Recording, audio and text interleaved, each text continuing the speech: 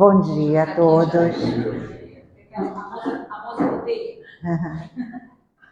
Para mim é sempre uma oportunidade incrível poder falar, porque isso faz com que eu me prepare para isso. Então, eu vou buscar mais conhecimento, eu recebo, eu estou aqui para dividir com vocês isso.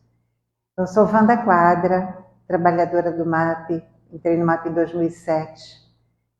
E como todos vocês, né, todos nós estamos aqui buscando um caminho, buscando melhoramento pelo conhecimento da doutrina. E os caminhos me levaram, né, inicialmente à psicologia. Eu sou psicóloga, mas sempre trabalhei em empresa, sou psicóloga da área organizacional. E em 2020 eu me juntei a um Instituto de Pesquisa, Prevenção e Estudos em Suicídio. É um instituto que trabalha realmente de maneira muito séria, se aprofunda em estudos do suicídio, e com o decorrer do tempo, eu acabei me envolvendo muito com a área de segurança pública. Eu hoje participo da coordenação de segurança pública e saúde do trabalhador. E venho estudando o tema, Eu não sou mestre do tema. Eu estou aqui para dividir com vocês, né, o que eu tenho aprendido. Então, aonde eu extraí, né, da onde eu extraí o que eu trouxe para vocês hoje? O tema é suicídio, informar para prevenir. Eu trouxe da formação do curso de capacitação de suicidologia, do IPES. Eu extraí também de 2 revistas, uma online, que é o Correio Espírita, que trata desse assunto, e da revista Reformador, que também aborda esse assunto. Então eu reuni, o objetivo aqui é trazer informações que nos ajudem numa compreensão a respeito do que é o suicídio.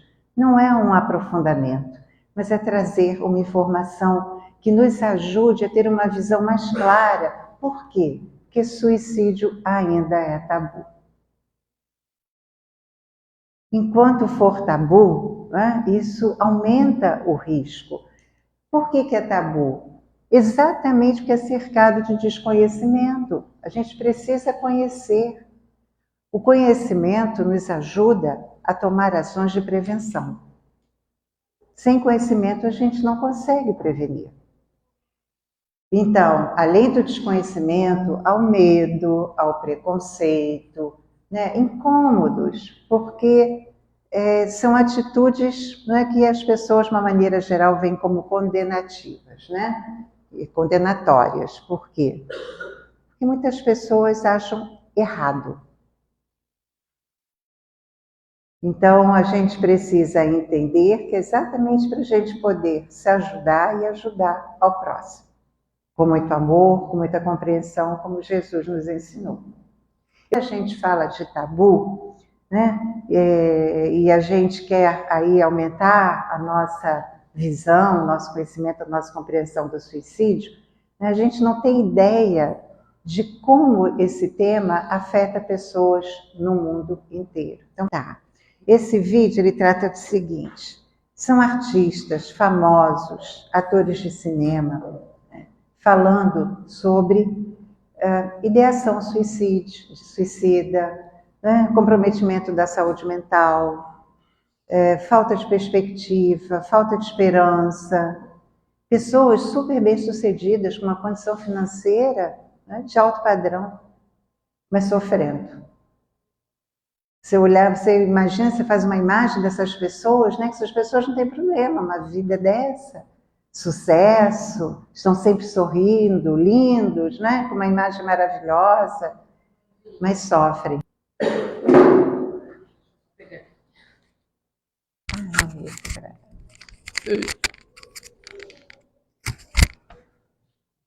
Isso aqui, gente, é um relato de uma pessoa que não quis se identificar, mas achou que seria interessante dividir a experiência, né? Justamente por conta de todo o preconceito, de tudo que a gente ouve, né?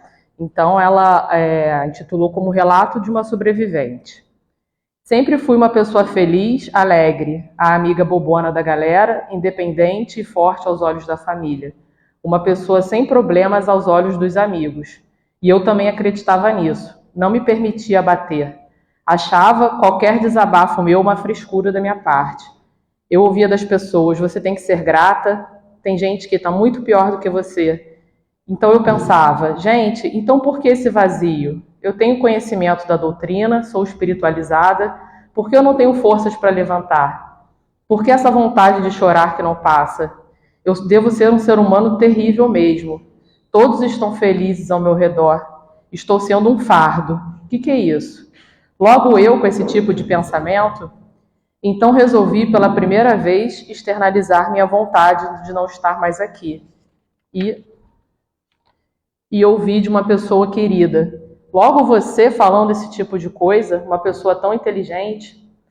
De repente, numa madrugada, eu cheia de insônia, estava com dívidas até dizer chega, minha mãe estava doente, estava com crise no relacionamento, a cabeça não parava. Eu precisava descansar a cabeça, eu precisava dormir sem culpa, precisava de socorro. Então, eu tomei um monte de remédio. E 2 dias depois, desacordada, quando 2 amigas resolveram ir até a minha casa. A minha família, num primeiro momento, ficou com raiva. Falava: a gente esperava isso de qualquer pessoa, mas não esperava dela. Na minha cabeça, eu não estava sendo egoísta, pelo contrário. Eu estava livrando todo mundo de uma preocupação, de um peso. Afinal, o que uma maníaca depressiva tem a acrescentar na vida das pessoas? Eu cheguei a desejar ter um câncer ou sofrer um acidente e entrar em coma, porque essas coisas são diagnosticadas com exame. Depressão, não. As pessoas falam que depressão é frescura, que depressão é falta de louça para lavar, que depressão é ingratidão e que é falta de Deus. E quando se tem conhecimento espiritual, junto com tudo isso vem a culpa. Porque, na verdade, eu não me sentia vítima, não me sentia coitada, pelo contrário. Eu me sentia vilã, 100% culpada por tudo que acontecia comigo. Pedir para uma pessoa com depressão ser grata é o mesmo que pedir para um paralítico sair correndo.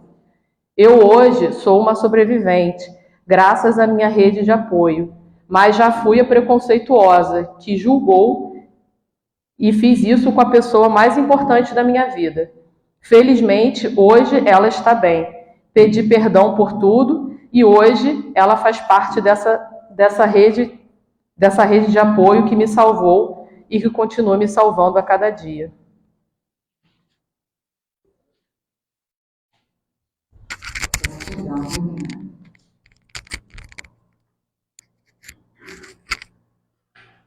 Nada melhor para mostrar, né? Como que as pessoas sofrem exatamente pela falta de compreensão, pela falta de empatia, pelo preconceito, pelo tabu. Como é que a gente pode quebrar esse tabu, né?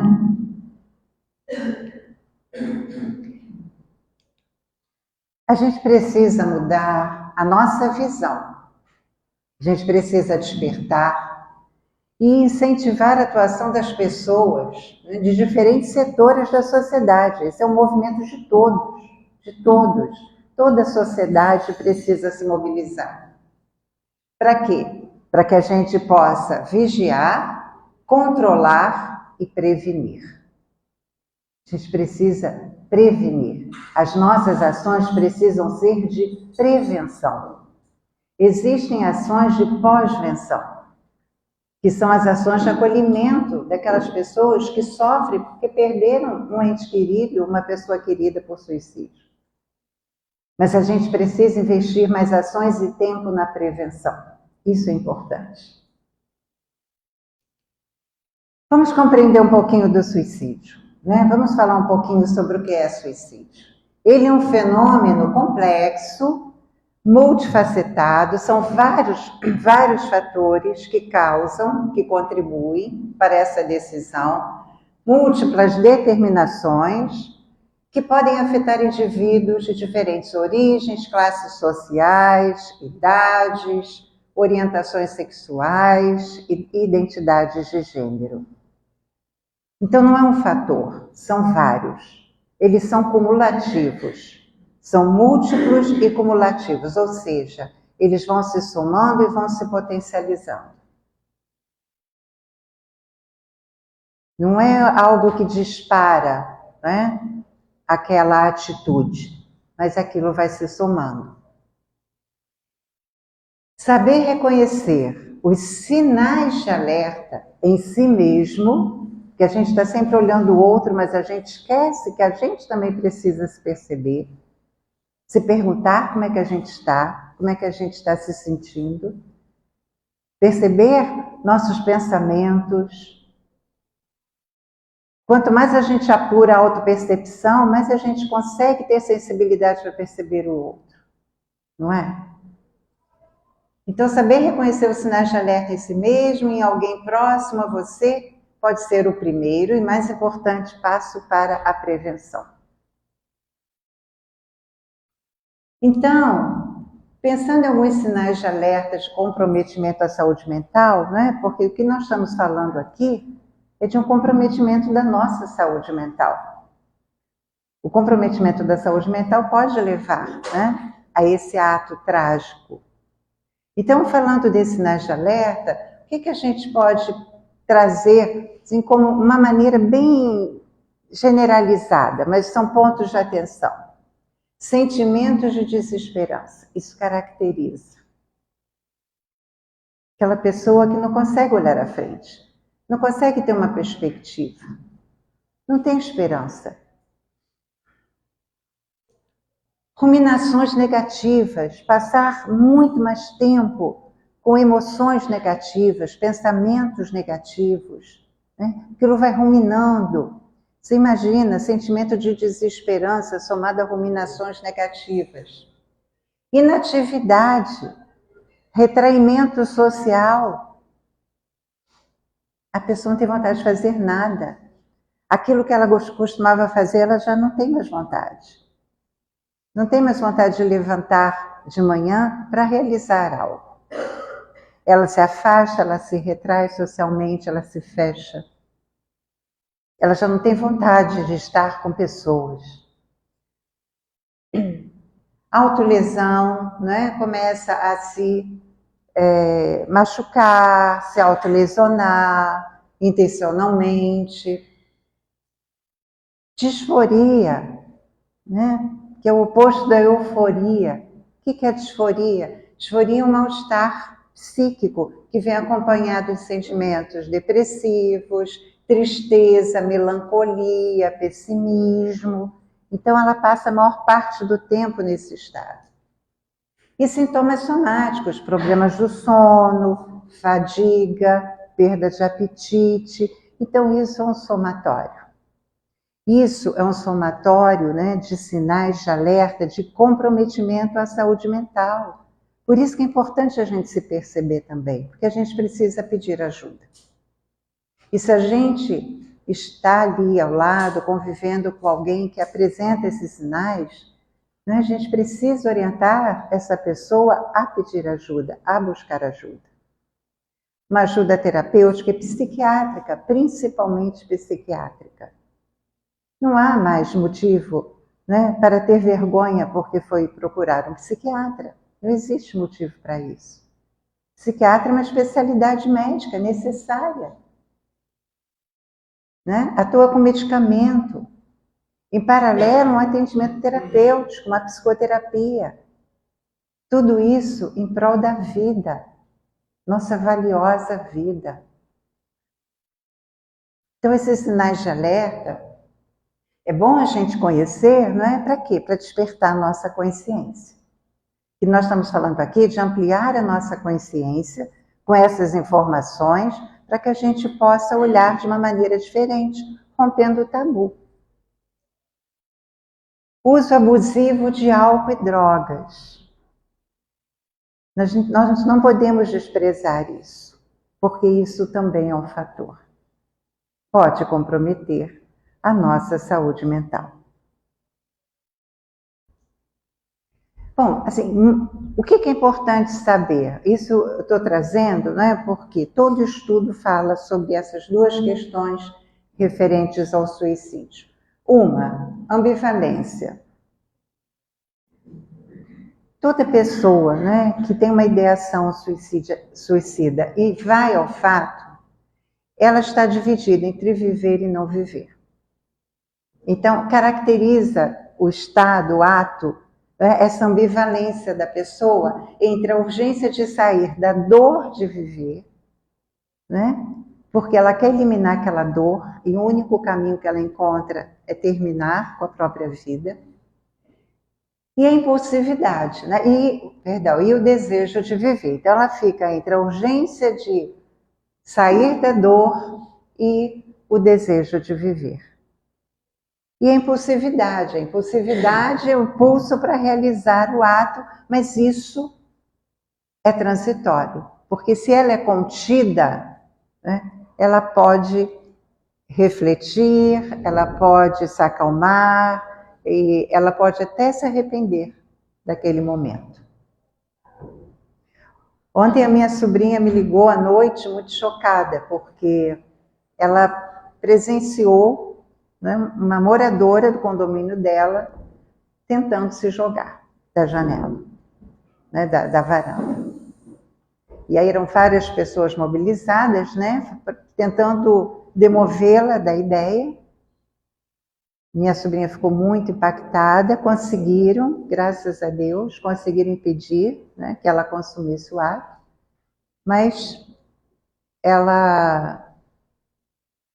depois ela se acalmou e, enfim, ela tentou dizer o que estava acontecendo, por que ela chegou àquilo, ela demonstrava, dava sinais também que ela estaria num surto psicótico, enfim. Mas é um impulso. E por que isso é importante? Por que é importante a gente saber dessas duas características, ambivalência e impulsividade? Exatamente porque a gente tem chance de impedir. Porque a gente tem a chance, né, de conversar com essas pessoas para impedir que elas cheguem a esse ponto. Isso mostra que existe oportunidade, né, da gente ajudar de alguma maneira. Como? Bom, vamos primeiro entender alguns mitos e fatos que existem em torno do suicídio. Por exemplo, as pessoas que falam em suicidar-se não pretendem fazê-lo. Vocês já ouviram isso? Muitas vezes, né? A gente que fala, no fundo não quer fazer, quer chamar atenção. Não é isso? Fato. Qual é o fato? As pessoas que falam em suicidar-se realmente podem estar procurando por socorro ou apoio. Não é que elas querem chamar atenção. Elas precisam de apoio, elas precisam de socorro e elas não encontram outra maneira de fazer isso. Bom? Mas a gente reconhecer isso, a pessoa que fala, ela realmente está precisando de apoio. A maioria dos suicídios acontece repentinamente sem aviso. A maioria dos suicídios vem precedida de sinais de aviso. A maioria tem sim, tem sinais de alerta. Lembra? Os sinais de alerta podem ser sinais de aviso. Verbais ou comportamentais, embora alguns ocorram sem aviso prévio. As pessoas autodestrutivas estão decididas a morrer. Ou seja, aquelas pessoas que se autolesionam intencionalmente têm intenção de morrer. As pessoas autodestrutivas são muitas vezes ambivalentes em relação à vida e morte. Não é que elas estão ali se machucando porque elas têm a intenção de morrer. Elas estão muito divididas entre a dor, não é? A dor e a sobrevivência a essa dor, a vontade de viver. Somente pessoas com desequilíbrio mental são suicidas. Fato. O comportamento suicida indica profundo sofrimento, profunda dor, mas não necessariamente desequilíbrio mental. Não necessariamente. Pessoas que têm transtornos psíquicos, o transtorno psíquico é um fator de risco? É. Somado, lembra? Nunca é um fator único, nunca é um fator que vai ser determinante. Eles são múltiplos, são cumulativos. Mas os transtornos psíquicos podem sim ser um fator de risco, tá? Tudo bem? É só o que a gente está fazendo aqui? A gente está conhecendo um pouquinho mais e esclarecendo, ok? Bom, vamos falar agora dos fatores de proteção, né? Porque eles merecem a nossa atenção.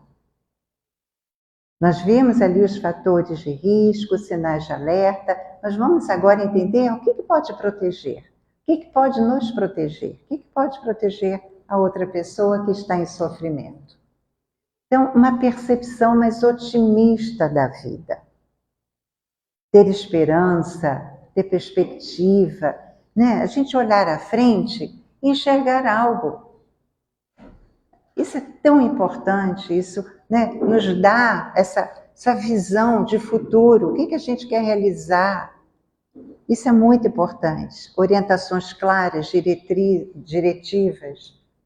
Esperança quanto ao futuro, acreditar nesse futuro. Equilíbrio emocional. Quando nós sentimos que nós não estamos bem, que nós estamos permanecendo mais tempo com pensamentos negativos do que positivos, isso é um sinal de alerta. Meu estado de humor, mudo de humor muito rapidamente, né? Não estou conseguindo elaborar, estou mais agressivo. Então, tudo isso dá sinal de que há algo de errado. Eu preciso buscar o meu equilíbrio emocional. Vínculos afetivos são fundamentais, amigos, né? Família é a nossa rede de apoio. Os amigos podem sim ser nossa rede de apoio. Sentir-se produtivo, contribuindo, colaborando, né? Ter uma missão, ter um propósito. A gente ouve tanto falar em propósito, né? Mas isso é tão importante, né? Fazer o que a gente faz ter sentido. Encontrarmos um sentido para a nossa vida. A gente não vive por viver. A gente vive com base em algum sentido. Qual é o sentido da nossa vida? Né? O que eu posso dar como sentido? Contribuir para o bem comum? Isso pode ser um sentido para a nossa vida. Religiosidade, que não necessariamente é ter uma religião, né? Mas é transcender. É ter fé em algo muito maior e uma força muito maior. Como isso nos fortalece. Então, esses fatores de proteção, né, se a gente busca, né, a gente pauta a nossa vida buscando isso, não perder isso de vista, não esquecer que isso é importante, não nos distrairmos com isso, nós estaremos nos protegendo. Como ajudar uma pessoa com risco de suicídio? Estamos ali conversando, convivendo com uma pessoa que a gente está percebendo que ela está apresentando vários sinais de alerta. Eu não estou falando da pessoa que está ali querendo cometer o ato, mas aquela pessoa que está dando muitos sinais de alerta que nós vimos anteriormente. Ouvir com atenção. Ouvir. Ouvir é fácil? Não é. A gente quer falar, né? A gente quer de alguma maneira resolver a situação da pessoa, mas ouvir, deixar a pessoa falar, isso é muito importante. Entender os sentimentos dessa pessoa. Né? A gente tem o hábito de olhar e falar assim, isso é bom, isso é ruim. E esse pensamento nos limita a compreensão do que aquela pessoa está realmente sentindo. Sentimentos são comuns a todos nós. São humanos, são universais. Quando eu falo para vocês, eu estou tão triste, vocês me compreendem? Se eu falo, eu estou tão angustiada, vocês me compreendem? Porque esse é um vocabulário universal, não é? Então, entender os sentimentos, o que a pessoa está sentindo, sem julgar. sem julgar se ela deveria estar sentindo aquilo ou não. Quantas vezes, né, as pessoas estão ali em sofrimento e, mas tem uma vida como essa, não sabe o que é dureza, né? Não sabe o que é sofrimento de fato. Então você não consegue nem ouvir, porque você está julgando aquela pessoa. Você não está entendendo o que ela está sentindo. Expressar respeito pelas suas opiniões e seus valores, naquilo que ela acredita. Né? Nós somos indivíduos, temos as nossas experiências de vida, nossas histórias, a forma como nós aprendemos a responder à vida. Cada um de um jeito. Né? Então, expressar respeito pelas opiniões e valores. Acolher, né? Isso é acolher. Mostrar sua preocupação, cuidado, afeição. Genuinamente, verdadeiramente. Porque se não for genuíno, não cria conexão com outra pessoa. Tem que ser genuíno, tem que ser de dentro, tem que sair do coração. Senão não toca, não conecta, não é? Então esse é o acolhimento. Como é que eu posso ajudar uma pessoa com risco de suicídio? Acolhendo, respeitando, fazendo com que a pessoa possa falar, possa expressar, possa desabafar. Isso é muito importante. Isso alivia. Eu não vou resolver o problema dela, né? Mas eu posso orientá-la a buscar ajuda. Buscar uma ajuda especializada. Sempre focalizar nos sentimentos. O que a pessoa está sentindo? Essa é uma pergunta que a gente pouco faz para as outras pessoas. Como é que você está se sentindo agora? E a gente muito menos faz essa pergunta para a gente. Como é que eu estou me sentindo agora? Isso revela muita coisa. Vivemos no piloto automático. Mal paramos, né? Mal paramos para prestar atenção como é que a gente está se sentindo, quanto mais com as outras pessoas. Mas nós estamos falando aqui, né, em cuidarmos uns dos outros e agirmos, estarmos atentos, vigilantes, para que a gente possa atuar de maneira preventiva, para que as pessoas que estão sofrendo, que estão em sofrimento psíquico, né, possam buscar ajuda, se cuidar, para não chegar aí a esse ato de desespero que é o suicídio. Bom, o que é importante também a gente salientar? Às vezes, né, a pessoa, você está ali, como a minha sobrinha comentou ontem, né, que acabaram conseguindo impedir que a moça se jogasse, arrombaram a porta, enfim. Mas qual é a orientação? Se você está diante de uma pessoa, né, que está ali, você está passando, você percebe que a pessoa está pronta para cometer um ato.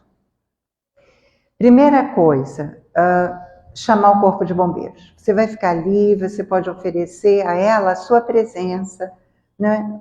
Você quer conversar, estou aqui para te ouvir, ponto. Ponto. Ouvir, eu estou aqui para te ouvir. Olha para mim, estou aqui para te ouvir, só isso. Porque se a gente tentar fazer qualquer outra coisa sem preparo, a gente pode estar, inclusive, acionando algum gatilho, né, fazendo com que aquela pessoa, na sua impulsividade, acabe concretizando. Então, primeira coisa, ligar para o corpo de bombeiros. Isso é importante. Eles são especializados no manejo. Existem profissionais especializados. Eles têm técnicas. Nós não conhecemos, né? Então, o que nós podemos oferecer é o nosso afeto. É dizer, minimamente perguntar, você quer conversar? Eu estou aqui para te ouvir. Isso. Só isso. Se a gente quer tentar demover a pessoa, a gente pode falar algo que infelizmente pode contribuir, né, para que ela, né, acabe dando ali, concretizando a intenção dela. Outra coisa importante, né?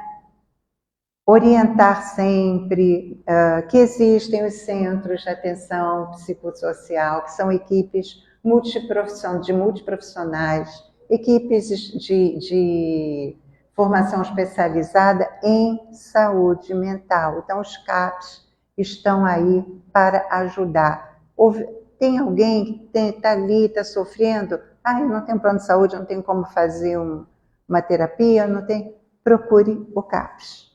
É importante a gente conhecer. Existem, são profissionais especializados para as pessoas procurarem. Importante o CVV, Centro de Valorização da Vida. Vocês já conhecem o CVV? Já ouviram falar? 188. Esses profissionais, eles são treinados, eles passam por todo o processo de treinamento, são voluntários. O CVV funciona 24 horas. Esses voluntários são treinados para conversar com as pessoas que procuram ajuda e apoio emocional. Ligou para o 188, vai ter alguém do outro lado da linha para ouvir. Eles são treinados para isso, para ouvir, para acolher. E às vezes naquele momento a pessoa consegue ter algum alívio e alguma orientação. Então guardem esse número, 188. É muito importante para a gente compartilhar, para a gente divulgar. E eu queria trazer para vocês também o grupo de acolhimento Viver. Esse grupo é um grupo do IPES. Esse grupo é formado por psicólogos especializados em acolher pessoas com ideação suicida, pessoas que perderam um ente querido por suicídio, são sobreviventes. O grupo Acolher, ou o grupo Viver, é para acolher sobreviventes. Quem são os sobreviventes de suicídio? São aquelas pessoas que perderam alguém por suicídio. Quem fundou o grupo Viver, a nossa querida Kátia, ela é uma das fundadoras do IPES e é uma mãe sobrevivente. Então ela colocou isso como uma missão dela. Então o grupo Viver é aberto ao público. Uma reunião online uma vez por mês, para que possa realmente acolher essas pessoas que sofrem. Já tivemos mães que entraram para o grupo e hoje ajudam, estão ali participando também como voluntários. Tá? Então é importante a gente saber disso, A pessoa passa às vezes por uma experiência e um luto muito difícil. A gente fica cheio de perguntas, de dúvidas. Muitas vezes gera culpa. Por que eu não fiz nada? Por que eu não percebi? Então, é importante ter esse acolhimento, ter esse trabalho no entorno. Então, o Grupo Viver, estou deixando aqui, é só passar um e-mail, que eles vão dar uma resposta, vão dar as datas, para que a pessoa possa participar. Bem, então, a gente já está aí com o tempinho apertado, mas vamos entender aqui de uma maneira, não vou me aprofundar não, mas só para a gente refletir, como a doutrina espírita pode ajudar na prevenção do suicídio.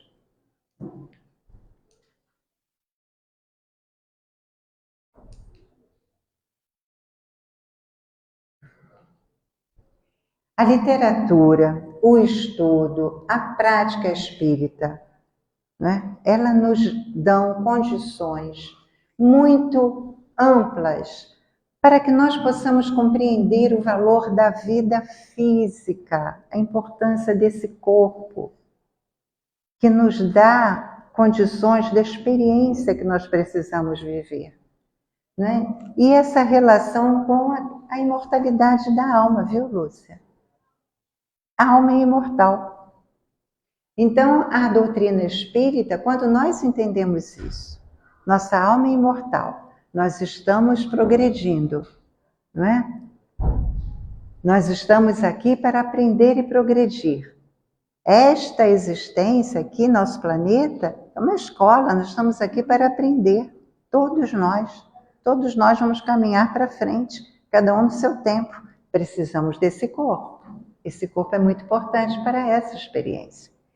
Então, a doutrina espírita nos dá esse entendimento, E a vida corpórea, com isso, com esse entendimento, a vida corpórea deve ser respeitada desde o momento da concepção até o instante da morte natural.